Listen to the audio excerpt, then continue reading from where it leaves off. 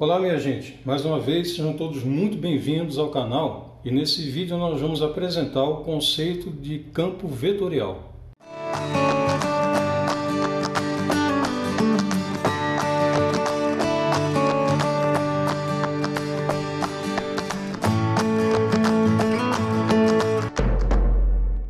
Olha, do ponto de vista geométrico, um campo vetorial é uma estrutura que permite modelar, por exemplo, campos de velocidades ou campos de forças. A gente tem nessa ilustração três exemplos de campos vetoriais.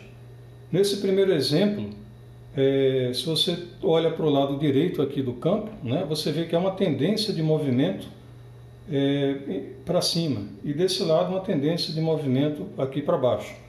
Já nesse segundo campo, ele sugere um movimento de direção radial.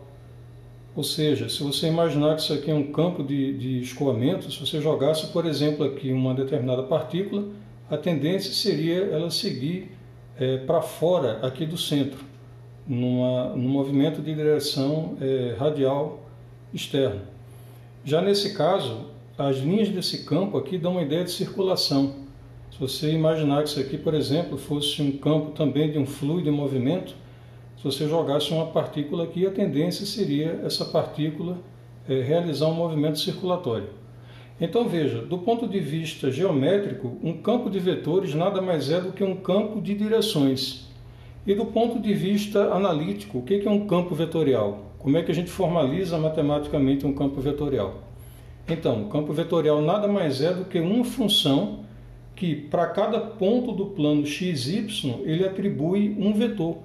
É como se ele plantasse em cada ponto do plano xy um vetor com a sua própria direção, sentido e intensidade. Então, em geral, a gente define um campo vetorial através dessa notação. A gente diz que um campo vetorial é uma função f de xy. E ela é dada por essa estrutura aqui. Eu vou escrever a definição e a gente vai entender cada parte o que significa. Ela é dada por uma componente que a gente chama de m de xy. Isso aqui é relacionada à componente na direção x ou componente y, mais uma componente na direção y, ou relacionado ao vetor j na direção vertical.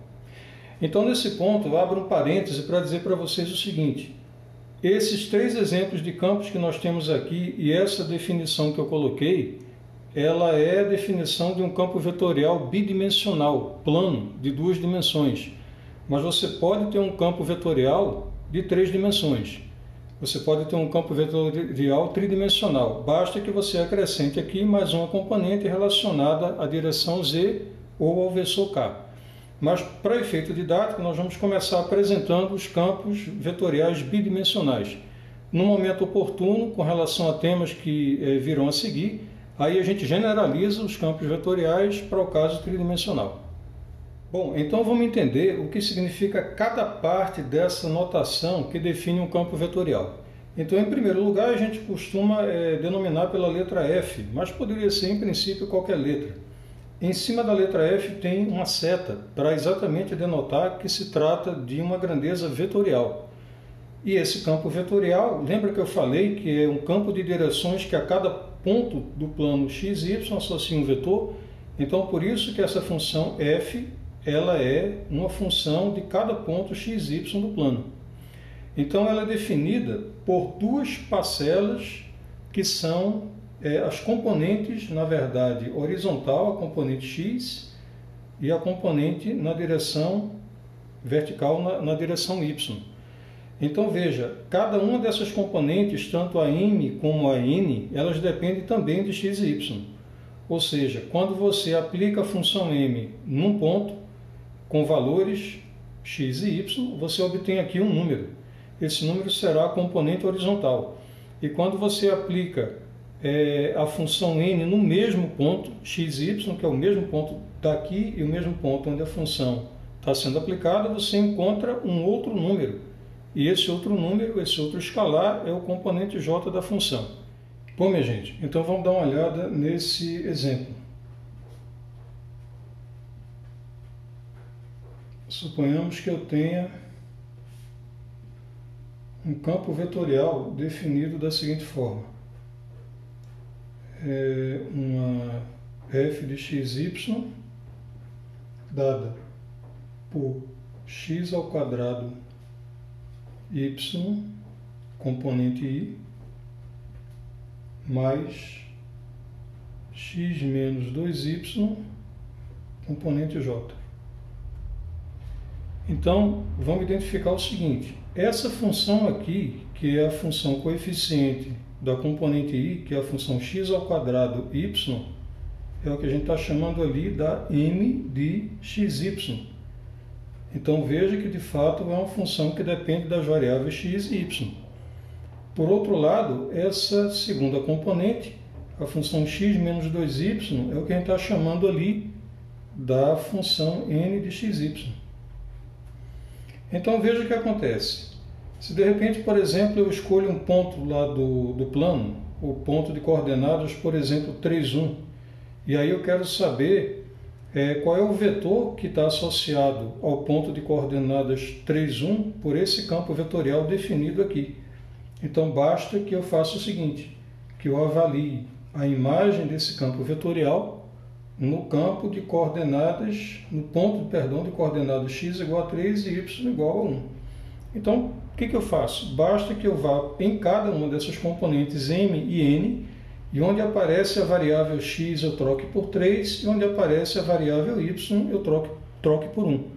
Então, no caso aqui da função m, vai ficar x ao quadrado, ou seja, 3 ao quadrado vezes y, ou seja, vezes 1, componente i.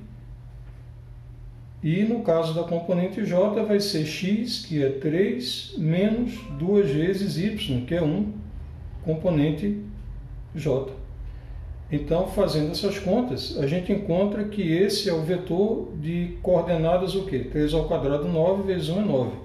Então, 9i, e aqui 2 vezes 1, 2, 3 menos 2, 1. Então, mais 1 vezes j, né? Então não precisa escrever 1, a gente pode omitir 1, e a gente acaba de ver que a imagem do ponto x igual a 3 por esse campo vetorial é o vetor de componentes 9i mais j. Então aqui a gente tem a imagem desse vetor, ou seja, no ponto de coordenadas x igual a 3 e y igual a 1, esse campo vetorial associa a esse ponto o vetor de componentes 9i mais j, como a gente acabou de calcular. Então veja que se você aplicar essa função, que é o campo vetorial, a cada ponto x, y do plano, para cada ponto você vai ter um vetor associado. Então veja, para finalizar esse vídeo, eu vou apresentar as expressões que definem cada um dos campos que eu apresentei acima. Então, por exemplo, esse campo que tem esse comportamento, ele é definido por essa expressão analítica. Por outro lado, esse campo aqui que tem induz esse movimento radial, ele é definido por essa expressão. E, finalmente, esse terceiro campo, que tem essa tendência de um movimento rotacional, ele é definido por essa expressão aqui. Bem, espero que tenha ficado claro, em princípio, essa ideia do que é um campo vetorial, porque essa é a ferramenta fundamental para que a gente possa apresentar na sequência o conceito de integral de linha e outros conceitos que estão associados a campos vetoriais. Agradeço por vocês terem assistido essa aula e encontro vocês nos próximos vídeos. Se esse vídeo ajudou você a entender melhor esse conteúdo, então curta e compartilhe com seus amigos. E caso ainda não seja inscrito, inscreva-se no canal e ative o seu sininho para nunca perder as nossas atualizações. Até a próxima!